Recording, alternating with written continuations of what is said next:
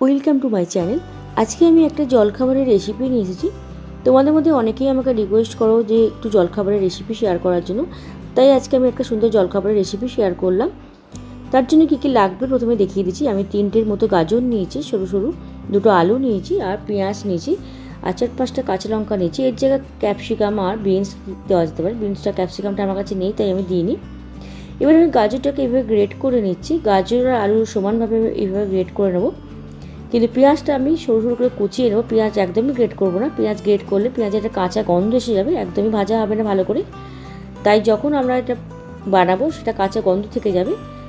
পেঁয়াজ, ক্যাপসিকাম আর বিনস সরু সরু করে কুচিয়ে নিতে হবে। যেহেতু ক্যাপসিকাম আর বিনসটা আমার কাছে নেই, তাই পেঁয়াজটাকে আমি সরু সরু করে কুচিয়ে নেব। গাজরটা আমার গ্রেট করা হয়ে গেছে। গাজরটা আমি এবার একটা জায়গায় রেখে দেবো। এবার আলুটা আমি গ্রেট করে নিচ্ছি।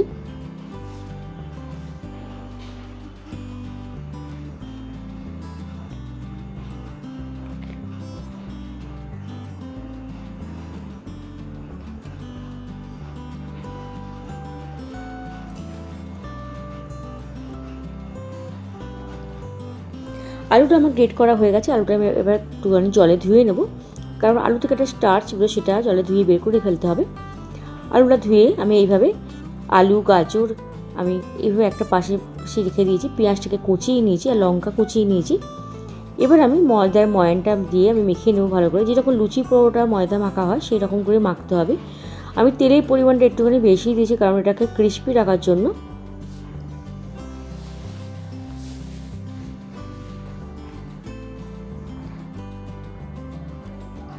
নুন, চিনি আর তেল আমার দেওয়া হয়ে গেছে। এবার আমি খুব ভালো করে আস্তে আস্তে একটু একটু করে জল দিয়ে ভালো করে মেখে নেব।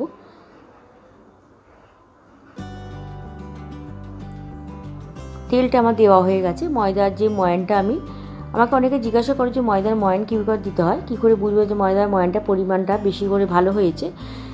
যখন দেখবো যে ময়দার তেলটা বা চিনিটা, নুনটা সবসময় সব কিছু দেওয়া হয়ে গেছে, হাতে করে মুঠো করে দেখে নিতে হবে যে মুঠোটার মধ্যে হাতে যে ময়দার পরিমাণটা থাকছে কি না গোটা অবস্থা। তাই সেই রকম যখন বুঝবো তাহলে বুঝবো যে ময়দার ময়ানটা সুন্দরভাবে দেওয়া হয়েছে, লুচিটাও ভালো ফুলবে, এবার লুচি পরোটা সুন্দরভাবে হবে। একটু একটু করে জল দিয়ে এইভাবে মেখে নিলাম। খুব পাতলাও হবে না আর খুব মোটাও হবে না বা শক্তও হবে না। এবার এটা চাপা দিয়ে রেখে দেবো, এটা এখন দরকার লাগবে না আমার। এবার আমি যে গাজর ও আলুটা বানালাম সেটা আমি বানিয়ে নেবো ভালো করে। তাই ফ্রাই প্যানে আমি সাদা তেল দিলাম। তেলটা খুব কমই দিয়েছি, বেশি তেল দিইনি। তেলটা দেবার পর তেলটা গরম হয়ে গেলে আমি এতে পেঁয়াজ যেটা কুচিয়েছিলাম সেই পেঁয়াজটা দিয়ে দিচ্ছি।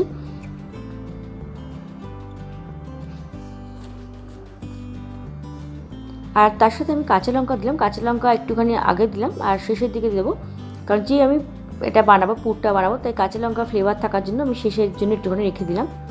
পেঁয়াজটাকে একটুখানি চাপা দিয়ে দেবো যাতে তাড়াতাড়ি নরম হয়ে যায়।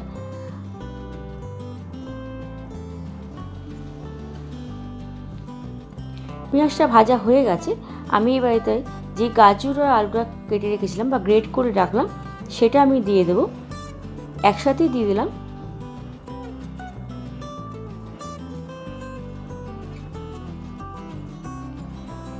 গাজর ও আলুটা দেওয়ার পর আমি সামান্য নুন দেবো।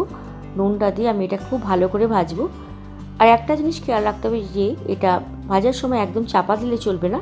চাপা দিলে তাহলে আলু আর গাজরটা একদম নরম হয়ে গিয়ে একটা দলা পাকিয়ে যাবে, সেটা ভালো লাগবে না পুরটা যখন আমি ভেতরে দেব। তাই এটা খোলা অবস্থায় ভাজতে হবে। একটু নুন দিলাম, নুনটা দিয়ে আমি এইভাবে 2 মিনিট 3 মিনিট অন্তর অন্তর ভালো করে একটু উল্টে দিয়ে ভালো করে ভেজে নিতে হবে।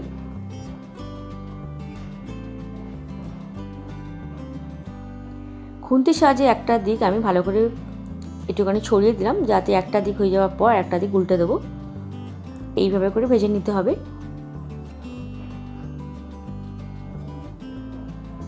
2 থেকে 3 মিনিট পর দেখাচ্ছে যেটা এটা একটা দিকে উল্টে দিচ্ছে, একটা দিক হয়ে গেছে ভালো করে ভাজা।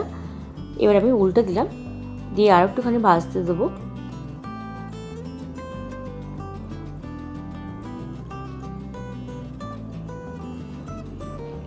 এটা মোটামুটি ভাজা হয়ে গেছে, দেখা যাচ্ছে যে এটা একদম ফ্রাই প্যান থেকে ছেড়ে আসছে, একদম ভাজা হয়ে গেছে। আর বেশি ভাজার দরকার নেই, তাহলে একদম গলে যাবে। এবার মাঝখানে একটুখানি ফাঁকা করে দিলাম, ফাঁকার জায়গাটায় আমি একটা ডিম দিয়ে দেবো। একটা ডিম দিচ্ছি আমি এই সবজিটার পরিমাণ অনুযায়ী। যদি কেউ ডিমের পরিমাণটা বাড়াতে চান তাহলে টেস্টটাই আরও ভালো হবে, তাই একটার জায়গায় দুটো দেওয়া যেতে পারে। আর ডিম যদি কেউ পছন্দ না করেন তাহলে শুধু সবজি দিয়েও করলেও খুব ভালো হয়, তাহলে এটা ভেজ জিনিসটা হয়ে যাবে।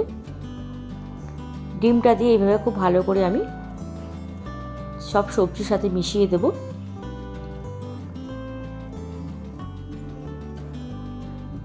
ডিমটা একদম সব সবজির সাথে মিশিয়ে দিচ্ছি।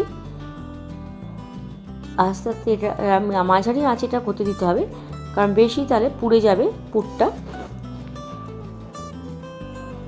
এটা সব সবজির সঙ্গে মিশে গেছে। এবার এতে আমি দিয়ে দিচ্ছি কাঁচা লঙ্কা।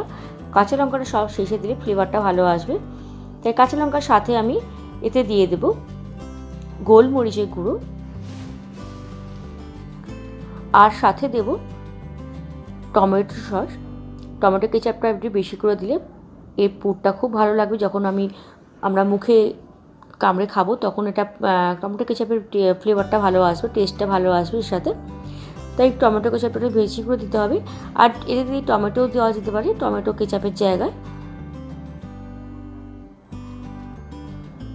দিয়ে খুব ভালো করে টমেটো কেচাপের সাথে ভালো করে মিশিয়ে নেব সবজিটা। একটা ডিম খুব ভালো করে মিশে গেছে বোঝাই যাচ্ছে, তাই আমার এই সবজি অনুযায়ী একটা ডিমই যথেষ্ট।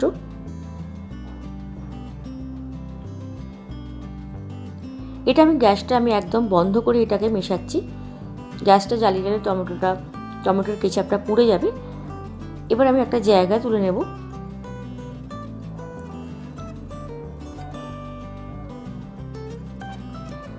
এটা ঠান্ডা করতে দিতে হবে একটুখানি। এবার যতক্ষণ ঠান্ডা হচ্ছে ততক্ষণ আমি তেলটা বসিয়ে দিলাম, তেলটা গরম হতে দিতে হবে। এবার এতে আমি যে পুরটা বানাবো, এটা একটা ভেতরে পুরটা দেবো, তার জন্য আমি ময়দাটা দিয়ে আমি ময়দাটা মেখে রেখেছি, সেটা আমি একটুখানি বেলে নিচ্ছি। কীভাবে বেলছি, অনেক রকমের শেপে করা যেতে পারে, যে যেরকম পারেন পছন্দ হয়। আমি 2-3 রকমের শেপ করে বানিয়েছি আজকে। এটা লুচির মতো বেলে নিয়ে আমি ভেতরে পুরটা দিলাম, দিয়ে এইভাবে দুটো দিক ভালো করে মাঝখানে নিয়ে এসে মুড়ে দিতে হবে, আর সাইডগুলো এইভাবে মুড়ে দিতে হবে যাতে পুরটা না বেরিয়ে আসে তেলে যখন ভাজা হবে। শেপটা আমি খুব একটা ভালো হয়তো পারি না, অনেকে আমার থেকেও অত ভালো পারো, তাই শেপটা যে যেরকম পছন্দ হয় সেরকম করলে ভালো হয়।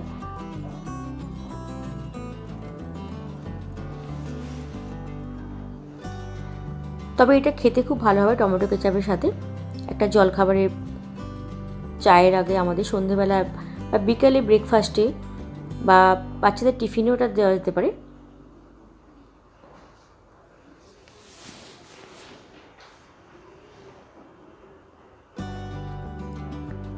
এটা মোমোর সাইজে করা যেতে পারে। আমি মোমোর সাইজে একটু বড়ো সাইজে করে দিয়েছি, কারণ এটা বড়ো সাইজেরটা আমার বাড়িতে সবাই ভালোবাসে বড়ো সাইজে করি যখন, তাই আমি একটু বেশি করে বড়ো সাইজটাই বেশি করে, ছোটোটা খুব কমই করেছি। আর ভিতরে একটুখানি পুরটা বেশি দিলে খুব ভালো হয় খেতে এটা।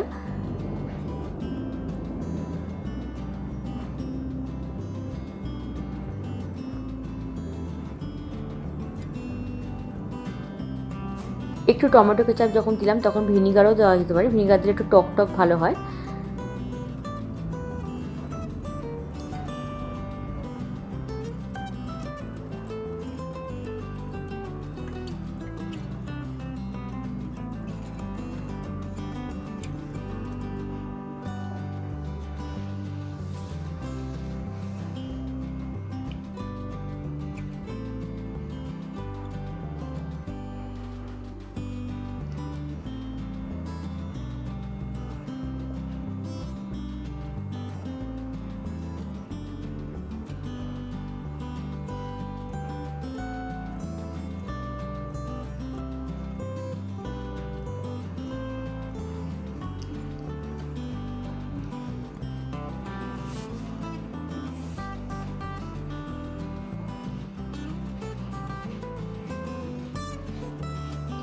এইভাবে আমি নিজে যতটা পারি ততটা আমি শেপ বানিয়ে এটা বানিয়ে নিলাম।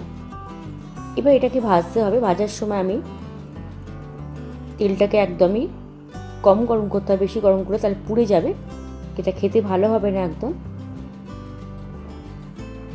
এইভাবে বানিয়ে নিলাম। ওদিকে আমার তেল গরম হয়ে গেছে, আমি 2-3টে ভাজতে বসিয়েও দিয়েছি। এটা ভাজা কতটা হয়ে গেছে, একদম কম আঁচে ভাজতে হবে আর একটুখানি সময় নিয়ে ভাজতে হবে।